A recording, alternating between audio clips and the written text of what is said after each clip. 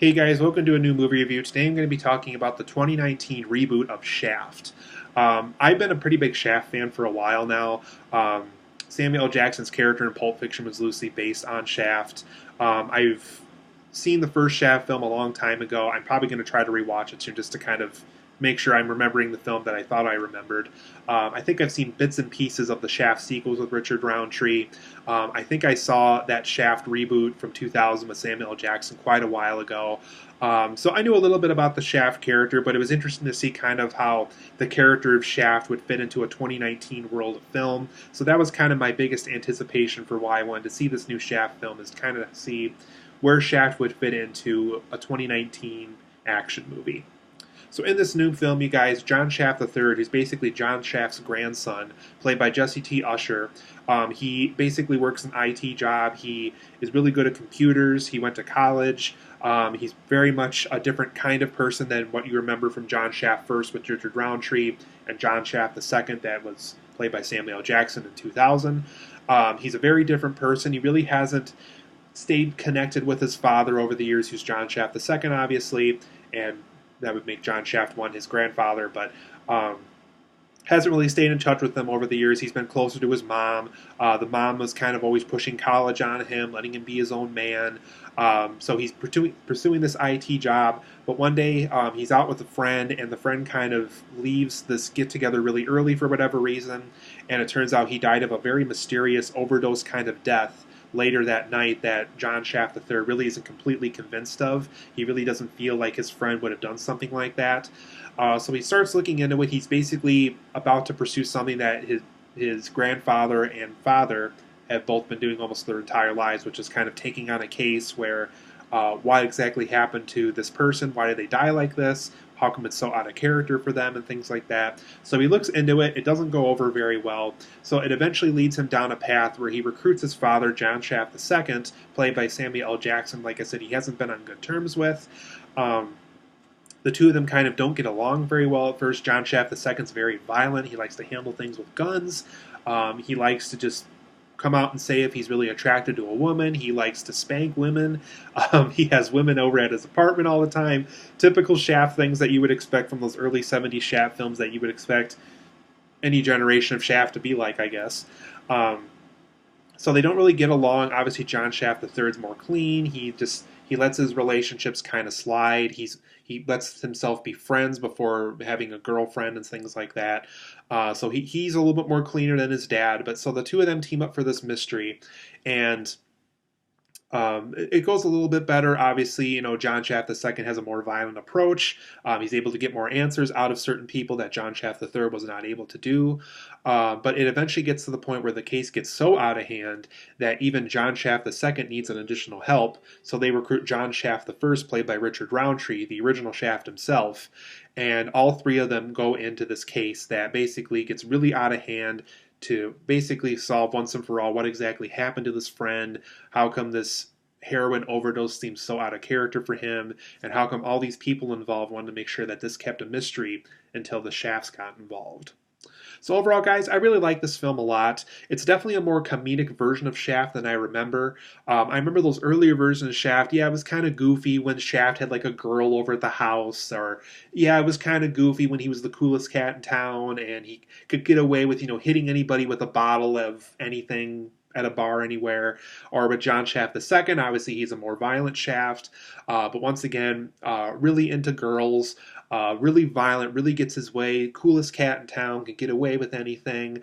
But I like how this Shaft is a little bit more comedic this time around. There's still tons of action. There's scenes that are taken seriously, like the earlier Shafts films, but I kind of like that whole comedic vibe that they went with. It was very funny. There's a lot of good jokes in this movie. So let's talk about some positives and negatives as to why I liked the Shaft film and some things about it that I thought could have been improved upon.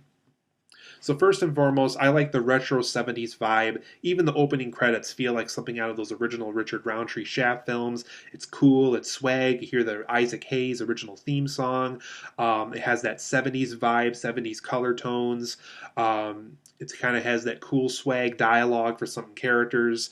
I really like the vibe that they went with in this movie. This is also a very funny film. Samuel L. Jackson steals the show like he always does. He really is very funny whenever he shows up. There's certain things about his son that he questions, like his apartment and how he's not really going full swing with girls and things like that. So there was really funny things like that in this movie that I just thought were really likable and really, really funny in this movie.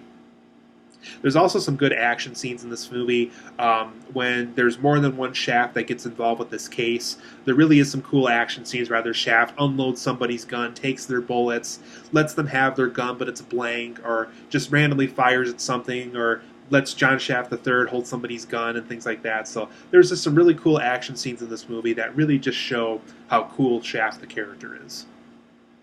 I also like the representation of all three generations of Shaft here, whether it's old man Grandpa Shaft having tons of guns in his retirement apartment, or John Shaft II still getting together with girls all the time and still being cool and swag, kind of following his own rules, or even John Shaft III, who's just coming along with both of his earlier generations of Shaft, kind of doing his own Shaft.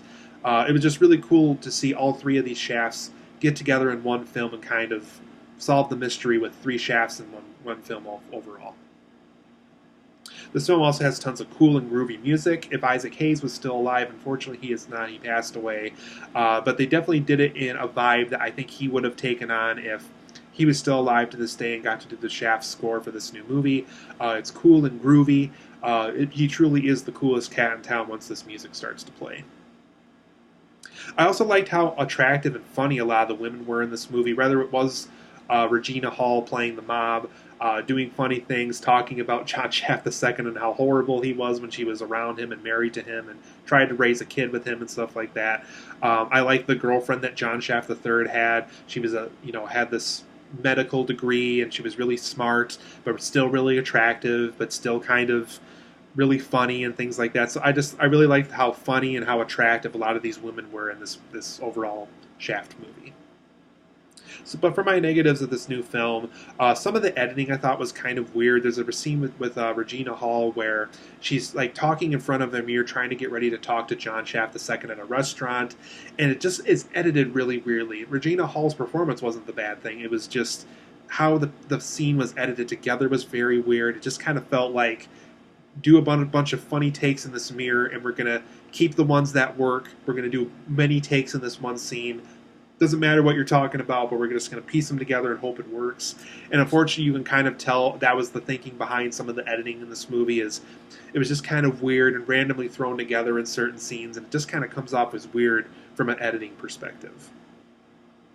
I also thought the overall mystery case this film tries to take on is very predictable.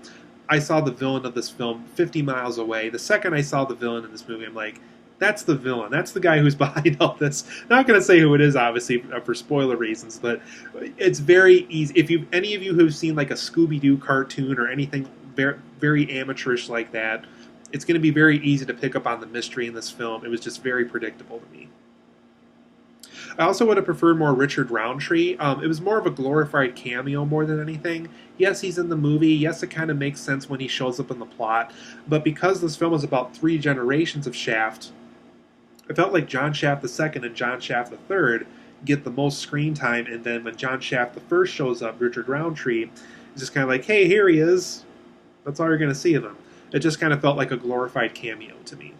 And I really would have liked to have seen more of him show up throughout the movie. The film is also kind of long in the tooth. I think if this film is cut down by about 10 minutes, and yes, I do include those little weird editing things that they did in this movie with all the weird takes thrown together into one. It is a little bit long in the tooth. I think 10 minutes shorter would have benefited the runtime in this movie. It just kind of feels like it goes on longer than it should at times. I really would have preferred a film that didn't feel so long in the tooth and could have been cut down by about 10 minutes, I would say. But overall, I'm going to give this new Shaft 2019 reboot an 8.5 out of 10. There's tons of things to love about it. If you love those earlier Shaft films, want to see where Shaft is at in 2019, not a bad way to go at all. It's cool, it's swag, it's groovy, it's cool. Some of the editing, like I said, is very weird in it.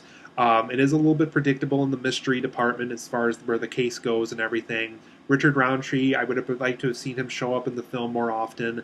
And the film does get a little long at the tooth at times. But 8.5 out of 10 for me. I do recommend seeing this new Shaft film. It's a very cool film. Be sure to see this film if you're a Shaft fan.